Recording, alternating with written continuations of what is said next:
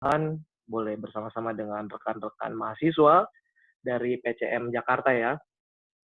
Dan saya lihat di sini juga sudah bergabung ini misionari-misionari dari 1000 ini ada Mhm. Medisiar dengan istri, selamat sahabat, dan anaknya mereka. Oke, kita semua sementara dicekam dengan rasa takut ya. Sangat cepat, waktunya begitu cepat sampai kita lihat bagaimana hanya karena satu pandemi dari virus corona ini bisa membuat kita semua takut. Dan tanpa kita sadari, rasa takut ini adalah produk utama dari dosa. Mmm. Sejatinya ketika manusia jatuh pertama kali ke dalam dosa, rasa takut ini adalah produk utama dari dosa. Kita langsung takut dan berusaha untuk mencari sesuatu untuk mengalihkan rasa takut kita. Dan pada saat ini saya ingin memberikan sedikit apa ya satu kutipan yang tadi saya baca tentang apa yang saya bagikan tadi malam tentang umat pilihan dari buku Kerinduan Segala Zaman bab 2. Dikatakan di dalam manuskrip rilis volume 6 halaman 388, semua yang rela untuk diselamatkan oleh Kristus adalah umat pilihan Allah. Nah, ini menarik ya kutipannya. Untuk bisa diselamatkan, kita harus rela membiarkan Tuhan mengerjakan bagiannya, menjadi penebus setiap manusia, mengerjakan di dalam kehidupan kita kebenaran yang dia miliki, yang tidak mungkin kita kerjakan dengan kekuatan kita. Jadi, kata kuncinya adalah rela. Setiap orang ketika mereka mendengar Injil, ya, iman timbul dari pendengaran akan firman Tuhan, dan setiap orang yang rela hatinya untuk diselamatkan, merekalah umat pilihan itu. Dan itu sekilas tentang apa yang sambungan tadi malam yang telah kita belajar bersama-sama. Dan sebelum saya membagikan firman Tuhan, saya bertanya dulu dalam forum kita saat ini. Kira-kira dalam keadaan seperti ini, apa sih artinya surga? Atau seberapa rindu kita dengan kedatangan Tuhan? Apa yang ada di benak pikiran kita ketika kita bicara tentang surga? Apa arti surga sesungguhnya buat kita? Seolah-olah kita mayoritas dan di dalam grup ini semua adalah mahasiswa dan kita masih diberikan tanggung jawab untuk menyelesaikan studi kita. Kita masih punya cita-cita, kita punya pilihan fakultas-fakultas yang kita pilih untuk mana nantinya kita bisa bekerja sesuai dengan bidang kita masing-masing. Tapi apa sebenarnya arti surga buat kita? Melihat hubungannya dengan pekerjaan yang kita lakukan, keadaan dunia yang semakin menakutkan, dan kerajaan surga yang sementara datang. Heaven is at hand, sudah datang, sudah di depan pintu, sudah mau jadi kenyataan. Dan kalau kita lihat, kira-kira kenapa sih kita mau ada di surga? Apa arti surga bagi kita? Kita selama ini menjadi pengikut Yesus. Menjadi pengikut Yesus, kita tahu tujuan kita akan ke surga semua. Dan pembahasan saya di jam-jam penutupan hari Sabat yang suci ini, yang arti mengikuti Yesus. Khotbah favorit saya, renungan favorit saya tentang bagaimana arti mengikuti Yesus. Karena saya yang tumbuh, lahir, dan besar di dalam keluarga yang sudah masuk generasi ke-7 dari kecil, dan saya sendiri adalah generasi keempat, anak saya kelima dari gereja Masihat Senari ke-7. Saya berusaha bertanya dan menemukan apa ya artinya ikut Tuhan selama ini ya. Sampai 2 hari yang lalu saya stres, sempat ya kita semua rasa stres karena virus corona. Saya lihat tanggal 29 Januari saya travel, saya pergi dari Indonesia bersama 2 anak saya dengan istri saya, kita kembali ke Manado. Dan saat kembali sudah semua petugas imigrasi pakai masker. Kemudian di bulan Maret di tanggal 27 Februari kemarin, saya juga harus ke Jakarta, bawa anak istri saya. Kami pergi ke gereja kami di wilayah 12 untuk merayakan ulang tahun gereja, dan harus kembali tanggal 4 Maret masih di bulan ini. Dan kita setelah itu semua wabah corona menyebar di Indonesia, datanya dengan sangat pesat. Dan kita sempat ketakutan. Sampai ada satu ayat yang memberikan saya kekuatan. Di malam hari ketika saya nggak bisa tidur, saya teringat akan ayat ini. Lukas 23 ayat 39 sampai 42. Ayat ini sangat-sangat menguatkan saya di tengah-tengah krisis yang kita alami di seluruh dunia. Ayatnya bilang seperti ini. Ada seorang dari penjahat yang digantung itu menghujat dia, katanya, "Bukankah engkau adalah Kristus? Selamatkan dirimu dan kami." Tetapi yang seorang menegur dia, katanya, "Tidakkah engkau takut, tidak juga kepada Allah, sedangkan engkau menerima hukuman yang sama?" Kita memang selayaknya dihukum, sebab kita menerima balasan yang setimpal dengan perbuatan kita. Tetapi orang ini tidak berbuat sesuatu yang salah. Lalu kata-kata yang terkenal, yang selalu kita belajar, keluar dari mulut orang yang disalibkan Yesus ini. Yesus ingat apabila datang sebagai raja. Dan kata-kata ini Yesus respon dengan sangat cepat. "Aku berkata kepadamu, sungguhnya hari ini juga engkau akan ada bersama-sama dengan aku di dalam Firdaus." Menarik ya, dan ayat ini memberikan saya kedamaian. Kenapa? Saya teringat beberapa bulan yang lalu, teman saya dari Malaysia, David Pham, dia berkunjung, kemudian kami mensurvei suatu tempat. Dan ketika kami survei, saya harus ketemu 2 ekor ular besar, kecil, sedang. Ukurannya sedang saja, tapi saya sudah ketakutan setengah mati ya. Saya percaya teman-teman yang lain juga takut waktu kita survei tanah tersebut, tapi kita tidak bisa menutupi saya punya ketakutan dan saya teriak histeris karena ularnya juga mirip-mirip viper seperti itu, dan 2 kali. Kemudian salah satu penuntun di hutan itu diambil pisau, dia tebas ular yang satu. Dan satu hal yang menarik adalah sahabat saya bilang, David bilang, "Stephen, kamu tahu, kamu nggak akan mati selama tugas yang Tuhan berikan kepada kamu belum selesai. Misi Tuhan, kalau dia masih berikan misi kepada kamu, apapun yang terjadi kamu nggak akan mati." Dan ini menjadi kekuatan saya. Oh iya ya, pengecut sekali ya. Dan ketika saya melihat hal tersebut, mendengar hal tersebut, saya dikuatkan. Oh, kita tidak akan mati sebagaimana hal yang terjadi kepada Paulus ketika dia juga di dalam satu peristiwa dipatuk ular dan orang-orang di sekitarnya bilang pasti dia mati, pasti dia mati, pasti dia mati. Tapi ternyata tidak terjadi apa-apa. Kenapa? Karena Tuhan masih mempunyai tugas yang harus dilakukan melalui hambanya. Dan seperti itulah yang menghibur hati saya sampai hari ini. Kita, kalaupun saya mati, seperti pencuri di sebelah Yesus, sudah selayaknya saya mati untuk menerima hukuman. Karena saya orang berdosa. Saya layak untuk menerima hukuman ini setimpal dengan saya.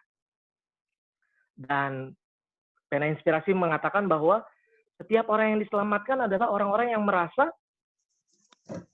keselamatannya itu adalah murni pemberian Allah. Bukan karena ada jasa baik yang dia lakukan atau dia kerjakan. Dan kalau kita lihat bagaimana roh orang yang disalib di sebelah Yesus ini, dia menunjukkan roh yang selayaknya harus ditunjukkan oleh setiap orang berdosa yang diselamatkan. Bahwa kita nggak layak untuk diselamatkan. Tapi dia dalam jiwanya dan dia berseru kepada Yesus, "Tuhan, ingatlah aku bila mana engkau datang kali yang kedua sebagai Raja." Oke, itu sebagai intermezzo. Arti mengikuti Yesus. Tadi kesaksian ya. Arti mengikuti Yesus. Saya percaya kita udah dengar cerita ini. Saya akan dengan cepat untuk bawa cerita ini. Ketika saya diskusi juga dengan Elvira, cerita Zakheus juga sudah dibahas di dalam pertemuan yang lalu. Tapi saya mau kita coba melihat dari sudut pandang yang lebih luas lagi. Dan fokus kita Lukas 19 ayat 5 dan 6. Kita buka Alkitab kita Lukas 19 ayat 5 dan 6. Dan yang jadi fokus kita saat ini adalah cerita ketika Yesus hendak pergi ke rumah Zakheus. Zakheus menerima Yesus saat itu dengan sangat gembira. Cerita Zakheus juga kalau kita teliti di seluruh Alkitab hanya muncul di Injil Lukas, ya. Dan fakta bahwa Zakheus terima Yesus dengan sukacita dan gembira jadi penting di dalam buku Lukas itu sendiri, pelajaran dari buku Lukas. Pentingnya poin ini hanya bisa kita pahami kalau kita lihat cerita Zakheus dalam konteks yang lebih besar dari cerita yang ada di sekitarnya. Kita akan fokus ke Lukas pasal 18, pasal 19. Ya, kita akan mundur sedikit ke belakang. Dimulai dengan cerita seorang penghulu atau pemimpin yang kaya, muda, dan dia bertanya kepada Yesus, "Guru, apa yang harus kulakukan supaya bisa masuk kerajaan surga?" Lalu disambung lagi ceritanya, dialog antara Yesus dan muridnya. Kemudian ceritanya masih terus paralel disambung dengan cerita seorang buta. Pengemis, dia buta, dia pengemis, dan dia disembuhkan matanya, dan barulah masuk kepada cerita Zakheus. Ya, struktur cerita-cerita ini paralel jadi penting. Karena Zakheus menjadi kontras dengan pemimpin yang kaya tersebut. Di mana orang kaya ini, waktu Yesus bilang, "Jualah segala hartamu, ikutlah aku," maka dia jadi apa? Jadi sangat sedih. Kenapa? Karena dia sangat kaya. Sementara Zakheus ketika Yesus bilang, "Aku akan menumpang di rumahmu," Zakheus menerima Yesus dengan gembira. Ya. Ini jadi penting. Kalau kita lihat Lukas 18 ayat 23, terjadi sesuatu hal yang tidak normal di sini. Lukas 18 ayat 23. Kita buka Lukas 18 ayat 23. Situasinya tidak normal. Di mana orang kalau sedih, biasanya penyebab kesedihannya dia karena sesuatu yang buruk menimpa dia. Tapi terjadi tidak normal. Kenapa? Orang ini, orang muda yang kaya ini sangat sedih dan penyebab kesedihannya karena dia extremely sangat kaya. Biasanya orang sedih miskin, tapi orang ini enggak. Dia sangat sedih karena dia sangat kaya. Tentu dia sedih karena Yesus perintahkan untuk jual hartanya. Ya kan? Dan apa hubungannya dengan cerita Zakheus? Nah, kita bisa melihat bahwa Lukas meletakkan cerita Zakheus paralel dengan pemimpin yang kaya ini. Bahwa Zakheus adalah seorang kepala pemungut cukai dan dia seorang yang kaya raya dalam jabatan, dalam posisi, dalam kekuasaan. Zakheus ini seimbang dengan pemimpin muda yang kaya tadi. Dan melihat latar belakang ini, bahwa mereka secara status sosial seimbang, perkembangan ceritanya sekarang jadi lebih menarik. Kenapa? Zakheus dengan gembira sekali dia terima Yesus, dia juga umumkan kepada Yesus bahwa setengah dari hartanya akan dia berikan kepada orang miskin. Dan kita bisa bandingkan mereka berdua sekarang. Kepada pemimpin, Yesus katakan, "Jual seluruh hartamu dan berikan kepada orang miskin." Zakheus bilang apa? "Tuhan, setengah dari hartaku akan kuberikan kepada orang miskin." Maka kita mulai lihat keseimbangan ya antara mereka berdua. Bukan hanya perbandingan kontras yang satu dengan yang sedih, yang satu gembira, tapi kalau teman-teman semua cermati, kita akan bilang, oh jelas saja orang Zakheus gembira ya harta yang dia serahkan cuma setengah. Sementara pemimpin ini diminta menyerahkan seluruh hartanya. Yang jadi salah satu pertanyaan dari para pelajar Alkitab adalah kenapa Zakheus hanya menyerahkan setengah hartanya kepada orang miskin.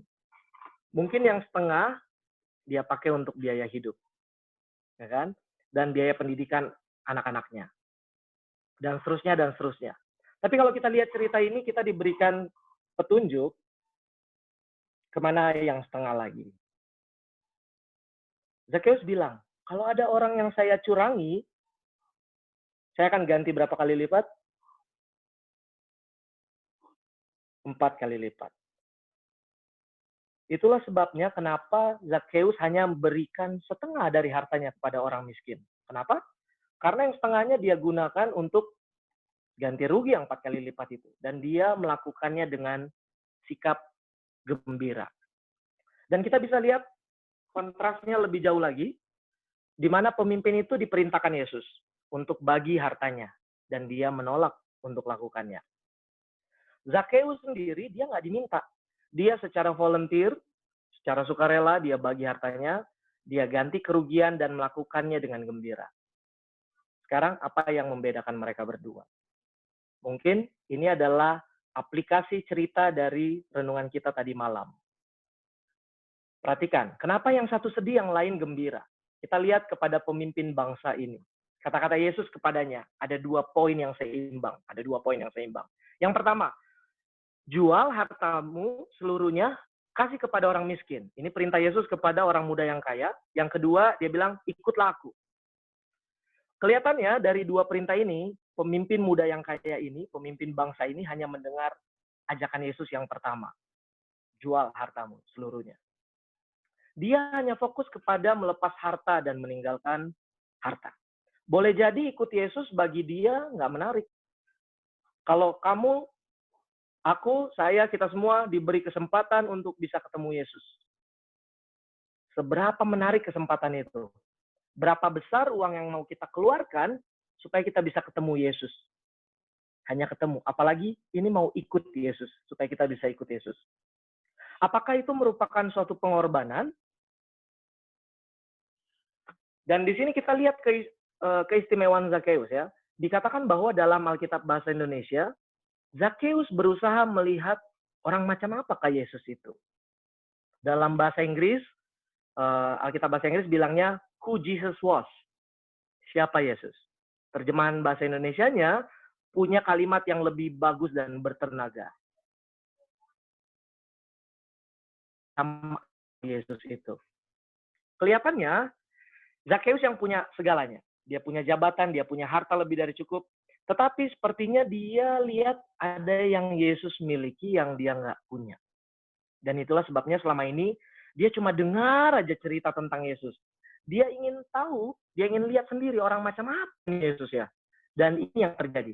Sementara dia coba untuk melihat Yesus, tiba-tiba apa? Yesus bicara kepada dia secara langsung. Dan Zakheus jadi sangat gembira. Dan di dalam kegembiraannya bertemu dengan Yesus, Zakheus bersedia untuk berpisah dengan seluruh harta miliknya. Oke ya, di sini kita lihat cerita tentang orang yang buta. Pemimpin di dalam cerita Lukas pasal 18, matanya diblok. Dia dibutakan oleh hartanya, sampai-sampai dia nggak bisa melihat Yesus. Oleh karena kenapa? Yang bisa dia lihat dalam hidupnya hanya harta bendanya. Zakheus sebaliknya, dia sanggup melihat di balik harta. Dengan segala harta yang dia punya, dia masih ingin melihat orang macam apa ini Yesus. Dan poin ini jadi penting. Poin ini jadi penting. Uang kita perlu. Harta kita perlu, supaya kita juga nggak jadi beban buat orang lain, supaya kita bisa bantu pekerjaan Tuhan. Tetapi yang bahaya adalah jika pikiran kita berhenti di uang dan harta. Bisa melihat lebih dari itu. Kita sekarang ya, kita teruskan ceritanya. Yesus bilang kepada orang itu, jual hartamu, ikutlah aku. Dan orang itu menjadi sangat sedih. Kenapa? Karena dia sangat kaya. Melihat reaksi orang itu, Yesus kasih komentar. Betapa sukarnya orang kaya masuk kerajaan surga. Gimana masalahnya? Karena mereka mengira kekayaan mereka itulah surga. Mendengar kata-kata itu, maka murid-murid semua jadi apa? Wah, gempar semua murid-murid. Wah, kalau orang kaya aja nggak masuk surga, apalagi kami yang miskin. Lalu Yesus bilang, bagi Allah tidak ada yang mustahil. Jadi kalau kita dengar ayat hafalan, bagi Allah tidak ada yang mustahil, asal mula kata-kata tersebut dari cerita ini ya. Tetapi kemudian kata-kata Petrus kasih komentar yang sangat unik. Kita teruskan. Ini masih di cerita sebelum Zakheus. Tuhan, kami sudah tinggalkan rumah kami dan kami telah mengikut Engkau. Ini kata-kata siapa? Petrus. Petrus kasih komentar kepada Tuhan. Tuhan, ini udah tinggalin rumah kami, Kami udah mengikuti engkau gitu. Dan kata-kata Petrus ini sekarang jadi apa? Kontras dengan respon dari orang muda yang kaya tadi. Kenapa? Karena kepada pemimpin muda yang kaya tadi, Yesus bilang, jual hartamu, ikutlah aku. Tapi Petrus bilang, loh, saya udah jual rumah saya dan ikut engkau Tuhan. Kelihatannya bagus ya? Memang bagus. Kecuali kalau kita baca komentar di Lukas 18 ayat 34. 18 ayat 34, Lukas bilang, akan tetapi mereka sama sekali tidak mengerti semuanya itu. Arti perkataan itu tersembunyi bagi mereka dan mereka tidak tahu apa yang dimaksudkan. Ya, para murid tidak mengerti semua itu. Arti dari kata-katanya katanya tersembunyi bagi mereka. Mereka sendiri katanya tidak sanggup memahami apa yang dikatakan. Hal ini dapat mengomentari bermacam-macam, tapi salah satu aplikasinya adalah murid-murid saat itu mereka tidak mengerti apa artinya mengikuti Yesus. Bagi murid-murid, mengikuti Yesus adalah suatu pengorbanan. Dulu kami hidup senang, sekarang kami jadi susah karena kami sedang ikut Tuhan. Ya, selanjutnya cerita tentang pengemis buta. Ceritanya belum selesai karena Lukas masih meletakkan cerita lanjutan yang masih paralel sampai ke Zakheus. Dan diantaranya ada cerita tentang pengemis buta. Cerita ini jadi penting. Kenapa? Ketika Yesus masuk ke kota Yeriko, ada seorang buta. Dia duduk di pinggir jalan, dia mengemis. Kemudian Yesus berhenti dan dia bertanya kepadanya. Ayat 41. Lukas 18 ayat 41. Apa yang kau kehendaki supaya aku perbuat bagimu? Ya, kita stop dulu sini. Kalau kita baca kutipan Roh Nubuat, pertanyaan Yesus ini ada dikomentari dengan sangat menarik. Dia bisa minta apa saja saat itu. Dan Tuhan akan kabulkan. Dia bisa minta apa saja. Tuhan, kasih saya wanita paling cantik di dunia supaya jadi istri saya. Biarpun mata saya buta, tidak pernah lihat istri saya, yang penting istri saya adalah yang paling cantik di dunia. Ya kan? Kemudian dia bisa aja bilang, Tuhan berikan kepada saya istana yang paling megah jadi rumah saya. Biarpun walaupun dia buta, tidak pernah lihat rumahnya, yang penting orang tahu dia punya istana. Ya. Apa permintaan pengemis ini? Dia bilang, saya ingin bisa melihat. Tuhan jawab, dia bisa melihat. Dan siapa yang dia lihat ketika matanya terbuka pertama kali? Yesus. Dan apa yang dia lakukan? Segera dia mengikut Yesus dan memuliakan Allah. Apa yang dilakukan oleh pengemis buta ini jadi kontras terhadap pemimpin yang kaya. Pemimpin itu, dia tahu adat istiadat orang Yahudi, dia tahu agama, dia tahu undang-undang, dia tahu hukum. Dia diajak ikut Yesus, dia jadi sedih. Sementara orang buta ini ketika dia melihat Yesus, dia nggak diajak, dia ikut dengan gembira. Bukan hanya itu. Murid-murid bahkan merasa ikut Yesus adalah penderitaan dan pengorbanan. Saya udah buat ini Tuhan, saya sudah harus ikut prolong karena saya tidak jaga hari Sabat. Saya harus dapat nilai C karena saya tidak ikut ujian hari Sabat. Orang buta ini, dia ikut Yesus adalah bagi dia berkat yang luar biasa. Maka sekarang, ada 4 tokoh dalam cerita ini ya. Kita rangkumkan ada 4 tokoh yang ceritanya bersambung. Pemimpin yang kaya, pengemis buta, dan Zeus. Oke. Pemimpin yang kaya dan murid-murid adalah orang-orang dari dalam, pengikut Tuhan, umat Tuhan. Pemimpin mengetahui segala tata cara ibadah, tata cara adat dan agama orang Yahudi. Murid-murid juga bersama dengan Yesus sudah 3 tahun lebih. Di sisi lain kita lihat pengemis buta yang tidak pernah melihat apa-apa. Zakheus yang pekerjaannya bikin dia jadi orang luar, dia orang Israel juga, tapi karena dia bekerja sebagai pungut cukai, dianggap pengkhianat bangsa. Justru orang-orang yang luar ini, mereka bisa melihat lebih baik dari orang-orang yang merupakan pengikut Tuhan dan bahkan murid Tuhan sendiri. Mereka dengan gembira, dan bagi mereka ikut Yesus adalah suatu sukacita dan berkat. Sementara bagi umat di sini, pemimpin dan murid mengikut Tuhan katanya adalah suatu pengorbanan dan penderitaan. Apa yang bedakan? Seperti yang tadi malam kita renungkan bersama. Sikap ya, sangat sederhana. Bagi kalian, bagi saya, surga itu tempat atau seseorang. Pemimpin tadi ingin masuk kerajaan surga. Apa yang harus saya lakukan supaya bisa masuk kerajaan surga? Tetapi dia tidak punya minat kepada Yesus yang ada di surga. Buat pemimpin muda yang kaya ini, surga adalah tempat yang indah, menyenangkan, hidup kekal, tidak ada corona, kita bisa study tour ke planet-planet, tetapi tidak ada tempat dalam pikirannya untuk gembira bersama Tuhan. Itulah sebabnya ketika dia diajak, ikutlah aku, pemimpin muda kaya ini jadi sedih dan mundur. Kayak sebaliknya, dia ingin melihat orang macam apa Yesus itu. Dan untuk orang-orang seperti ini, Yesus adalah sumber kebahagiaan. Pertanyaannya, siapakah Yesus? Apakah Yesus di pikiran kita adalah penjaga surga yang cuma bikin susah hidup kita? Kalau mau masuk surga, kamu mana requirement-nya, perintah-perintahnya begitu banyak, kamu lolos nggak? Atau Yesus adalah suatu model, teladan bagaimana hidup kita bisa menjadi berkat bagi banyak orang dengan sukacita.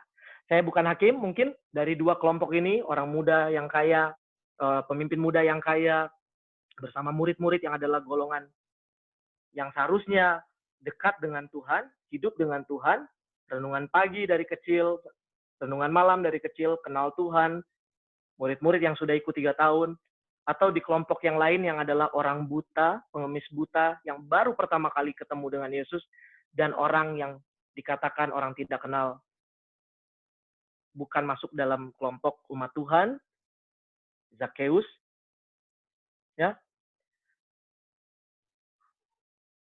Saya bukan hakim, mungkin kedua kelompok ini masuk surga sama-sama. Tetapi siapa yang akan lebih hati surga?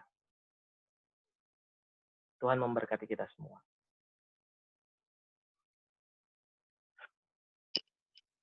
Oke, terima kasih Kak Steven atas pemberitaan firman yang begitu luar biasa.